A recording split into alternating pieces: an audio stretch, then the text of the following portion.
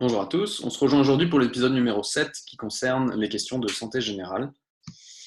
Euh, alors, avant de démarrer sur le sujet, donc le but de ces vidéos, le but de ces différents épisodes, c'est vraiment de vous aider à mettre en place de manière concrète votre interrogatoire et votre anamnèse. C'est pas tellement de vous donner du contenu, c'est plus une application pratique avec des connaissances que vous avez déjà vues dans nos cours ou dans d'autres cours qui reprennent le même type de sujet.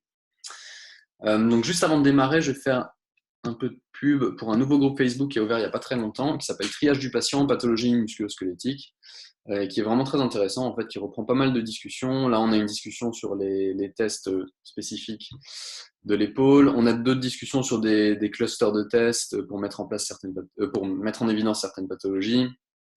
On a des revues de cas. Enfin, c'est vraiment un groupe très intéressant que je vous encourage à rejoindre. Le but de cette vidéo, le but de la vidéo d'aujourd'hui, c'est pas vraiment de vous donner un cours de triage ou un cours sur les questions de santé générale, c'est pas du tout le but. Le but, c'est juste de voir comment est-ce qu'on peut les implémenter en faisant l'interrogatoire. Donc encore une fois, je vous réfère aux cours qu'on donne ou à d'autres cours que vous avez pu voir pour le sujet pour avoir plus de substance en fait sur le contenu. Mais là, ça va vraiment concerner l'application pratique en fait. Je vais quand même donner quelques exemples juste pour illustrer mon propos, mais ça va pas être le but de faire un cours de triage aujourd'hui. Donc, pour les questions, on va voir, il y aura deux types de questions. Il y aura une part des questions qui concernent les pathologies des patients et d'autre part des questions dites de triage. Alors, le triage, je l'ai mis vraiment entre guillemets parce qu'en fait, le triage, il doit se faire tout au long de l'interrogatoire. Vous allez devoir cerner si votre patient présente des symptômes qui peuvent être qualifiés de musculo-squelettiques. Et il faut toujours partir du principe que votre patient a un problème grave jusqu'à ce que vous ayez eu suffisamment de preuves du contraire. C'est pour ça que je l'ai mis entre guillemets, parce que là, on va voir des questions un peu plus spécifiques de triage, mais en fait, ça se fait tout au long de l'interrogatoire. Il faut toujours se le garder en tête.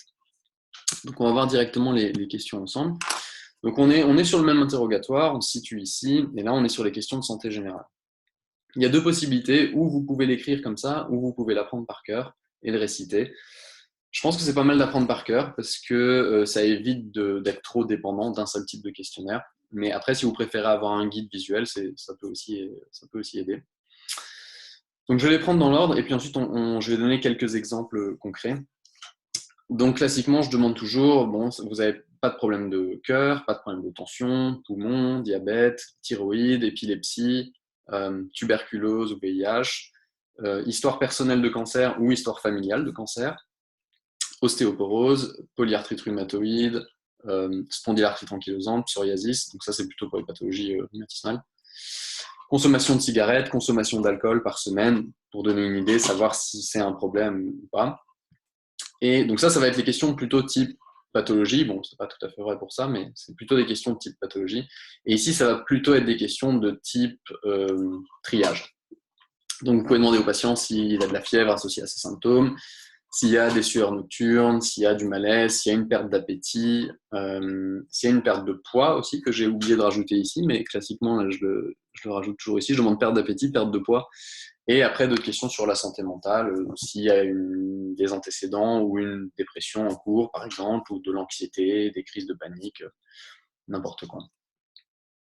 Donc là, il manque juste la perte de poids que je vais rajouter après, que j'ai oublié de rajouter ici.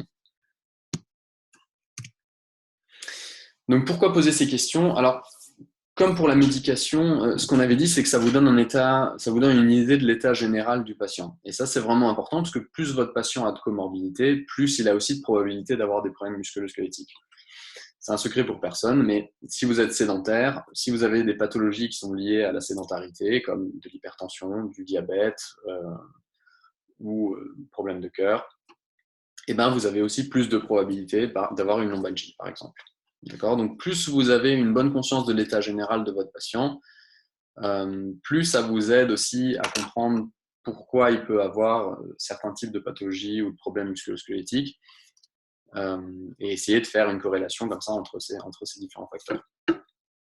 Ensuite, ça va vous permettre aussi de faire du triage. Donc, je vais donner un exemple qui est vraiment facile et évident, mais parfois c'est beaucoup plus fin. Enfin, très souvent même d'ailleurs, c'est beaucoup plus fin que ça. Mais si vous avez un patient qui a 60 ans, fumeur depuis 30 ans, il a un antécédent de cancer du poumon, Et il vient vous voir là pour des douleurs thoraciques qui sont apparues il y a un mois ou deux, associées à une perte de poids de 5 kg et des douleurs qui sont principalement nocturnes. Donc là, en fait, en sachant qu'il y a un antécédent de cancer et en recoupant avec les autres informations qu'il vous a données dans les autres catégories, eh ben, vous pouvez suspecter qu'il y a un problème de cancer ou de métastase ou de tumeur. Et dans ce cas-là, ça va être pertinent de référer ce patient. Là, c'est un exemple qui est vraiment évident parce qu'il y a plein de signaux d'alerte qui recoupent et qui orientent vers un drapeau rouge. Mais parfois, c'est beaucoup plus fin que ça. Et donc, poser les questions de santé générale et connaître déjà les antécédents médicaux du patient, ça va déjà vous guider plus ou moins vers certaines pathologies et plus ou moins vers certains drapeaux rouges qui devront alerter votre cerveau à ce moment-là.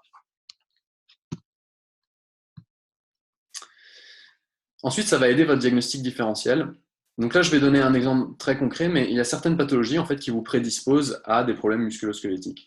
Par exemple, si vous êtes diabétique ou si vous avez un problème de thyroïde, que ce soit hypo ou hyper d'ailleurs, vous avez statistiquement plus de chances de développer une capsulite rétractile. D'accord ? Donc, si vous avez un patient qui est une patiente, d'accord ? Donc c'est une femme, elle a entre 40 et 60 ans, elle se plaint de douleurs d'épaule, elle a des douleurs nocturnes au niveau de l'épaule, elle a l'impression que l'épaule s'est enraidie, et en plus de ça, elle est diabétique.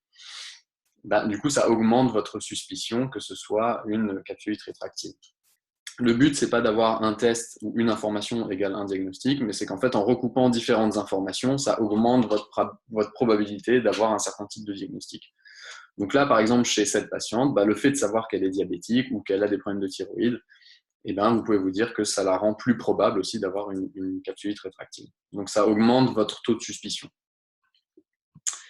Et ensuite, la dernière raison, c'est que ça va vous donner certaines précautions ou contre-indications que vous allez pouvoir faire dans vos gestes thérapeutiques. Par exemple, là, je suis les recommandations de l'IFOMT de 2012, qui n'ont pas encore été mis à jour. Mais par exemple, si vous avez un patient qui vient avec de la douleur cervicale, c'est un patient qui est un petit peu plus âgé, il a plus de 60 ans, il est hypertendu, il est diabétique et il a du cholestérol. Et bien ce patient-là, en fait, ça va être une contre-indication ou une précaution importante à faire des manipulations cervicales ou des mobilisations de fin de course. On sait que c'est des patients, s'il y a une histoire de problème cardiaque, s'il y a une histoire de diabète, s'il y a une histoire d'hypertension, on sait que c'est des patients qui sont plus à risque de faire des dissections artérielles. Donc, c'est des patients qu'il faudra éviter d'amener en fin de course au niveau cervical. Et donc, ça peut être une précaution ou une contre-indication en fonction des cas. Autre exemple, si vous avez un patient qui a de l'ostéoporose, bah, c'est peut-être pas une bonne idée de faire une manipulation thoracique ou des manipulations un peu trop brutales, parce qu'il y a un risque de fracture en fait lié à l'ostéoporose. Donc c'est pour ça que c'est important que vous ayez connaissance de ces critères-là. Donc c'est évidemment pas exhaustif, hein, mais ça couvre quand même une bonne partie des pathologies qu'il est important de screener chez les patients. Voilà, j'espère que ça vous a plu. N'hésitez pas à poster des commentaires ou questions là en dessous. Merci de votre attention et à bientôt.